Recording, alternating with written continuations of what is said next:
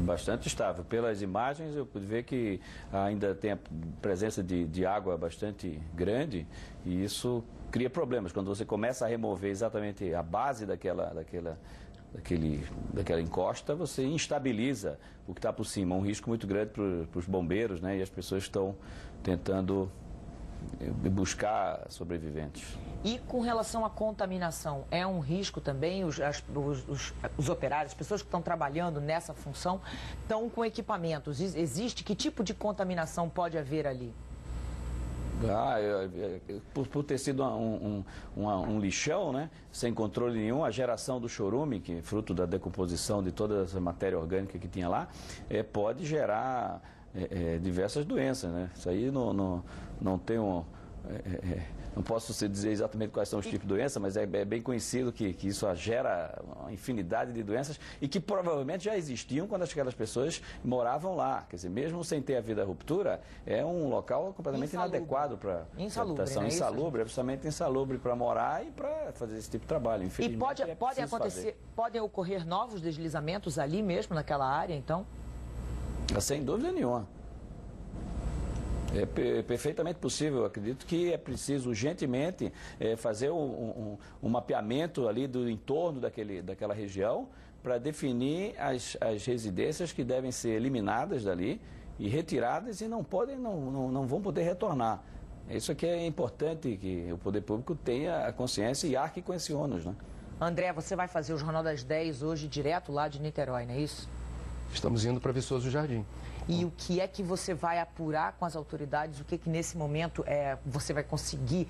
É importante mapear, exatamente como disse o professor Marinho, que tamanho tem essa área, que tamanho é esse lixão? Digamos, a gente também vai dar informações de momento, mas a gente está indo lá, tem um caráter simbólico muito importante, porque em se confirmando que possam haver de 150 a 200 pessoas soterradas, queiramos que não, mas eventualmente mortas por conta dessa catástrofe, esse incidente, somado a todos os outros, nessa semana de segunda-feira para cá, a soma dessas vítimas poderá significar a maior catástrofe da história do Brasil em número de vítimas.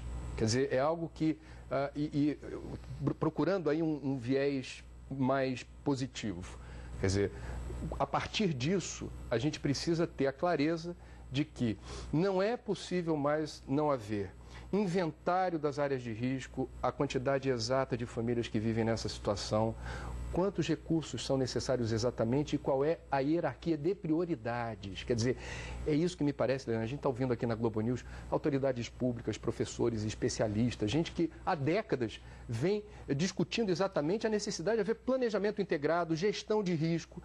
E parece que se você tirar daquele momento, quer dizer, você ouve pessoas falando há décadas exatamente a mesma coisa.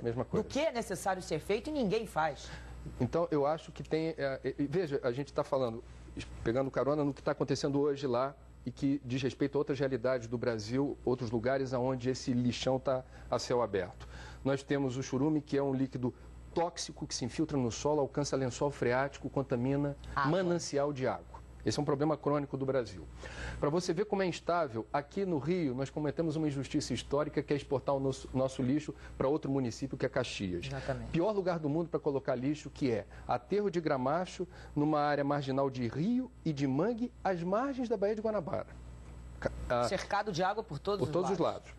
Já era para ter sido desativado, não foi porque não se conseguiu ainda descobrir outro lugar numa cidade tão grande, uma região metropolitana densamente povoada, um lugar adequado para a destinação final do lixo do Rio de Janeiro, 9.000 toneladas por dia. A Conlurb importou sensores para detectar trepidação, sensores japoneses, para medir abalo sísmico, porque é instável, você tem 60 a 70 metros de altura de uma montanha de lixo que está se decompondo, caminhão passando, catador passando. Se você não consegue prever aonde há trepidação, o risco de abrir de repente, se rasgar uma fossa, abrir uma vossoroca, né, um buracão no meio daquilo e levar junto caminhão e gente é enorme para evitar acidente. E isso mesmo num lugar que é só lixo, né? Quer dizer, a preocupação, não tem ninguém ali, quer dizer, tem as equipes trabalhando. E a Conlurb é uma empresa de grande porte, uma empresa pública que é, digamos, lembrada como uma empresa privada no sentido de uma boa gestão. Se equipou para evitar o pior. Com lixo não se brinca.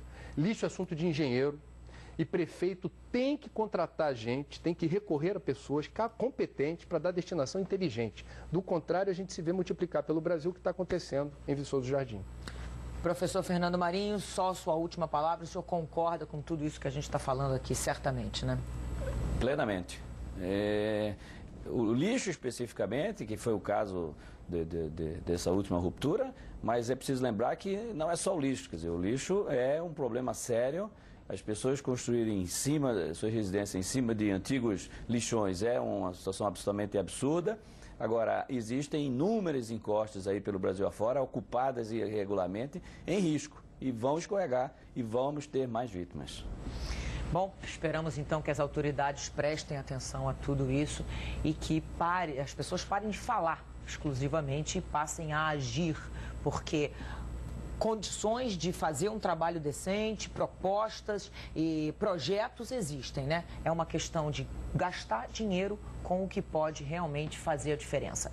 Professor Fernando Marinho, muito obrigada pela sua participação, pelas suas explicações. André Trigueiro, um prazer enorme ter você aqui. E só lembrando, então, o André vai estar logo mais no Jornal das 10, ao vivo, direto de Niterói, mostrando todas as últimas informações sobre essa tragédia. E a gente, por sinal, tem mais uma informação aqui antes de ir para o intervalo. Niterói acaba de decretar estado de calamidade pública.